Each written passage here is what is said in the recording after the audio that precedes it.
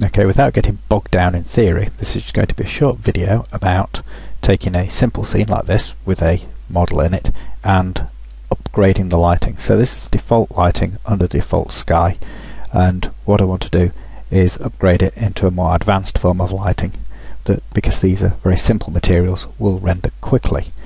So in the Skylab image based lighting tab, use HDRI image, open, and I'm going to use this puddle image. It doesn't really matter which image, can do it with anything, and I'll use render in scene, and you can see it's very dark at the moment. Now the settings you need to use are these as follows. We want to light from inside, turn shadow casting off, set the quality down, go to the intensity control and this little right hand arrow, use apply to light source, set specularity to 0, set HDRI effect to, I don't know, we'll try 100 to start with, go to transience optimization and disable that and include only the background. That's the steps for that. Now on the create shelf we'll create a radial light. I'm going to change the family to orange so you can see that it's different from any other light sources that might be included. Not that we're going to do any, but that's a later consideration. And then edit this light source, true ambience optimization, use gel, include only the background, and in the procedural reset the material to the default grey. Check out of that, check out of that. An absolutely vital step here is to change the name of the light source to background, and it must be spelt correctly and capitalized, and that's linked in with the including options. Enlarge that to encompass your scene. You can make it as big as you like. If you changing the size of it will affect the appearance of the lighting, so we can look into that briefly. Another important step here is in the render options. You need to switch on premium effects, set it down to 4 rays per pixel for previewing, select true ambience scatter correction, boost light. We'll set the maximum ray depth down to 4, and then if everything's done right, we should now have some new lighting set up. Okay, so that's not very bright, so we'll go into the Skylab here and we'll increase the intensity. Is working as a multiplier because it's applied to light sources set. So if we set this up, it should have quite a drastic effect on the amount of light provided through this lighting approach. So now if we render, you see we've got some more light, and it's a very different quality of the light to what we started with.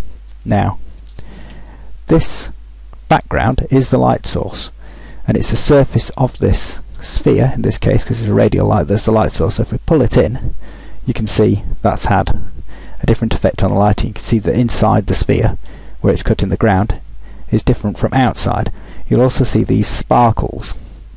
Now if we go to the sky and fog menu and turn the atmosphere off and set the atmosphere to fully black, then there'll only be the HDRI backdrop. You can see that's cut down a lot of the sparkles. But if you wanted to be absolutely sure that you weren't going to get any sparkles from the outside, you'd have to create another light source, another radial light. We'll set that to white, and you don't have to call it anything in particular, but I'll call it TA Firewall because that's what it's doing.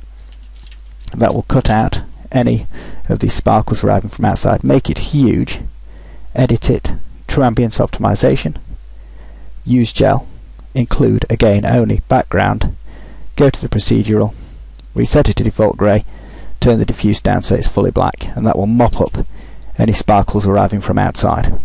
So that's cut the fireflies out. So the only thing to do now is to decide how big you want this background light, whether you want to push it back further. And at this stage, because it's sort of a still life, you can include other premium effects, because that's a more efficient way of using the premium effects. So you could choose depth of field, and we'll set it to current selection. Since we're in that view, it will set it to whatever is targeted, and then you can control the amount of blurring from the depth of field using the lens radius. So we'll increase that a bit, and then finally you can see it's rendering very quickly at the moment, but there's an awful lot of noise in this image, and this is because of the render options that we set. We set it down to 4 rays per pixel. So for final rendering, I'm going to set it up to its maximum value, and we'll see how long this is going to take.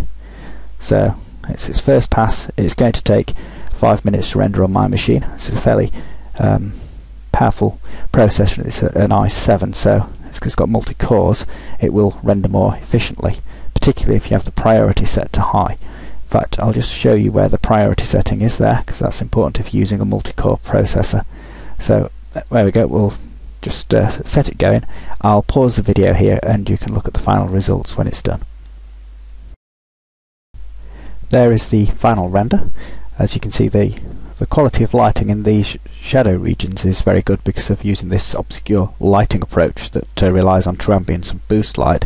If you wanted to further upgrade this, you could do something like add reflection to the model, and then, for example, utilize the HDRI backdrop by adding it to the sky. You can see now just a hint of reflection. This preview doesn't show you what's happening with the true ambience render, I'm sorry to say, and then we'll give that a render and see how long that's going to offer us. Usually adding reflection will slow things down significantly, so we've more or less doubled the render time to add that little effect.